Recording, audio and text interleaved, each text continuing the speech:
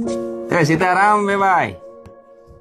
અરે લે આવો આવો વેવાય. સીતારામ સીતારામ. બેહો બેહો બેહો બેહો.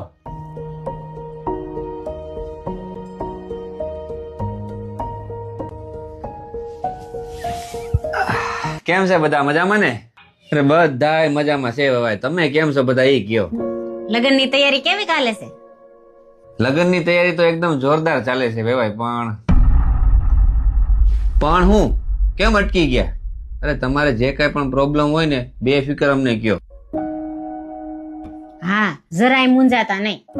તમને ખબર તો છે ભાઈ, અત્યારે સોના ચાંદીનો ભાવ ક્યાં ભીગો. સોનું 1.5 લાખ ને વટાવી ગયું અને ચાંદી 3 લાખ ને વટાવી ગયું. મોંઘવારી ક્યાં જઈને અટકશે ને એનું કઈ નક્કી જ નથી. તો વેવાણ અમે લગ્નમાં થોડાક ઘરાણા જ કરાવી શકશું. એ કાંઈ વાંધો નહીં વેવાણ, ખાલી નાકનો દાણો લાવો ને તમારો દીકરો પરણાવી જાવ તમ તારે. બસ લ્યો, તમારી આ વાત સાંભળીને છે ને મારી બધી જ તકલીફ દૂર થઈ ગઈ. કેદુ ના ઉપાધિ કરતા હતા, હવે થઈ ગઈ ને નિરાંત. હા, હવે મને હાવ નિરાશ થઈ ગઈ. પણ વેવાય જયારે હારો સમય આવશે ત્યારે ઘરેણા કરાવી દેવા જોઈએ હો. અરે વેવાય, એમાં કઈ કહેવાનું હોય તમારે? સગવડ થાય ને એટલે અમે ડબલ કરાવી દેવું. જો વેવાય, આપણું તો પહેલેથી માનવું છે, આ દેખા દેખીના રવાડે ચડીને સામે વાળાને સંબંધીને ખાડામાં ઉતારી દેવાને એ આપણામાં આવતું જ નથી. વાહ વેવાય વાહ, તમારી વાત સાચી છે. અને જો તમારા જેવા સમજદાર વેવાય જો બધાને મળે ને તો લોકો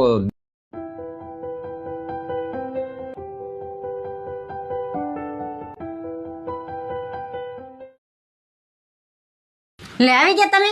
લ્યો તમારું પાણી લેતી આવું. લ્યો પાણી.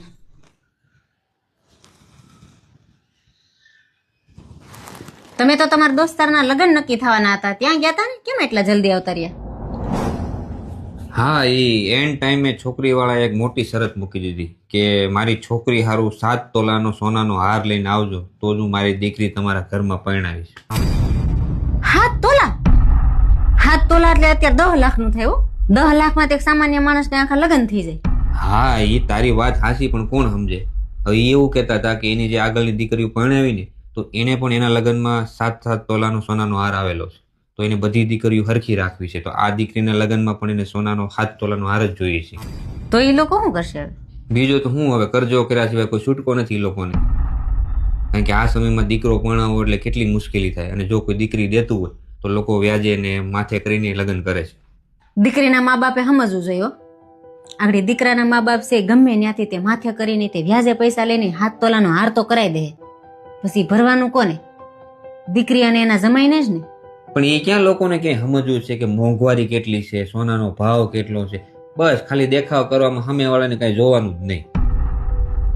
દેખાવમાં સામે વાળા ભાઈવાળને છે ને આ લેણું કરાવી નાખે. પછી એના દીકરીના લગ્ન થાય ને આખી જિંદગી જાય લેણું ભરવામાં. પછી વાંયથી વાતું કરે કે અમારી દીકરી દુખી થઈ.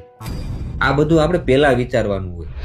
મારે લોકોને એટલું જ કેવું છે, જેની પાસે સગવડ છે ને એ પોતાની દીકરીને 2 હાથે આપજો. પણ જ્યાં પરિસ્થિતિ નથી ને ત્યાં ઘરેણા પ્રથા બંધ થવી જોઈએ. તમારું શું કેવું છે મિત્રો? કોમેન્ટ જરૂર કરજો. અને જો આ વિડીયો તમને ગમ્યો હોય ને તો મિનિમમ 10 થી 15 લોકોને શેર જરૂર કરજો.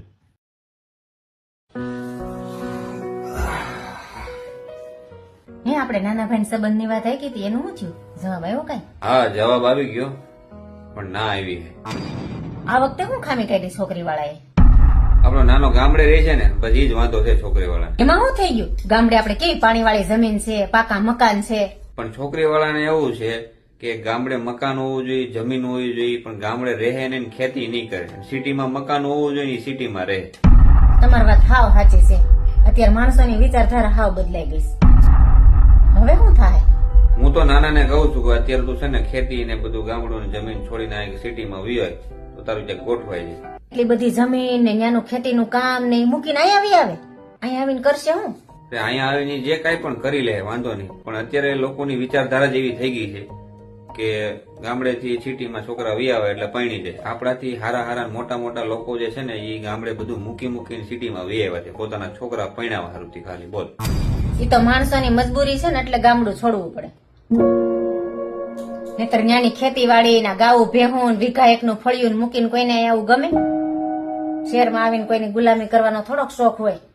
મિત્રો, તો તમને અમારી આ વાત કેવી લાગી કોમેન્ટ જરૂર કરજો. અને જો સારી લાગી હોય ને તો શેર કરજો મિનિમમ 5 થી 15 લોકોને. એ અમારી દીકરીને છે ને તમારો દીકરો પસંદ છે. તો પછી અમારા દીકરા નહીં, તમારી દીકરી પસંદ જ છે.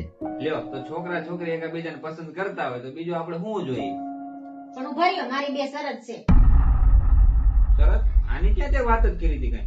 એ તમને કઈ ન ખબર હોય અત્યારના સમયની. તમે સાનું મના બેહો. શરત? કેવી શરત? મારી પહેલી શરત એ છે, તમારા ગામડે જમીન છે? હા, જમીન છે ને. પણ મારી દીકરી ખેતી નહીં કરે હો. તમે મૂંગા બેહો ને તમને કઈ ન ખબર હોય. કાઈ વાંધો નહીં. બીજી શરત? મારી બીજી શરત ઈ છે, મારી દીકરીને 10 તોલા સોનું કરાઈ દેવું જોઈએ હો. તું હું બોલતો તને ભાન છે? ખબર જ છે, અત્યારના સમય પ્રમાણે એમ જ હોય. તમે મૂંગા બેહો, તમને ન ખબર હોય. પણ સામે વાળા પણ જો પરિસ્થિતિ આપણા જેવી જ છે નહીં. ઈ કઈ જીવ હોય ઈ માર નથી જોવાનું. 10 તોલા સોનું અને ઈ આવી મોંઘવારીમાં કેટલું મોંઘું છે. તમે જ કઈક બોલો. આમાં હું બોલવું હવે મારે? જો તમને અમારી બે શરત મંજૂર હોય ને તો જ આપણે આગળ વાત વધારી. એ કાંઈ વાંધો નહીં વેવાય, તમારી બે શરતો અમને છે ને મંજૂર છે. પણ આપણે 10 તોલા સોનું કરાઈશું કઈ રીતે? તું ઉપાધિ કરીમાં એ હદું થઈ જાય. વેવાય, અમને તમારી બે શરતો મંજૂર છે, તમે ઉપાધિ નહીં કરતા. તું થોડુંક તો વિચાર. વેવાય નહીં, આપણા જેવા જ નાના માણસો છે, બે તારી મોટી શરતો કઈ રીતે પૂરી કરશે? ઈ ગમે એ રીતે પૂરી કરશે, ઈ આપણે કઈ નથી જોવાનું. તમે તમતાર શાંતિથી વિચારીને જવાબ આપજો. વિચારવાનું કાંઈ ન હોય, તમે તમારા અમને છે ને તમારી બે શરતો મંજૂર જ છે. એ પણ તમે વિચાર તો કરો, 10 તોલા સોનું. ઈ તું ઉપાધિ કરવા એ બધું થઈ જાય. વેવાઈને આપને શું કીધું કે એની દીકરીને 10 તોલા સોનું કરાવી દેવાનું છે અને વાડીએ ખેતરે જાવી ન જોઈએ. એટલે આપણે એની દીકરીને 10 તોલા સોનું કરાવી દેવું ને એટલે એને ખેતરે જવું જ નહીં પડે. એટલે તમે કેવા શું માંગો છો? હાલના સમયમાં જો છોકરીવાળા આવી શરતો મૂકશે તો મધ્યમ વર્ગનો માણસ શું કરશે? કાં તો એને જમીન વેચવી પડશે, કાં તો એને લોન લેવી પડશે. હવે બોલો, તમારે શરતો પૂરી કરાવી છે? જોયું? હવે તો તું સમજ. આવડી મોટી શરતો જો આપણે મૂકશું ને તો આપણી દીકરી લગ્ન કરીને સાસરે જાય ને તો સુખી નહીં થાય, એને દુખી જ થાય. વેવાઈ, મારી બહુ મોટી ભૂલ થઈ ગઈ. અમને આ સગ પણ મંજૂર છે. હવે અમારી કોઈ શરત નથી. તમારથી જેટલું પહોંચાય ને એટલું તમ તાર કરજો.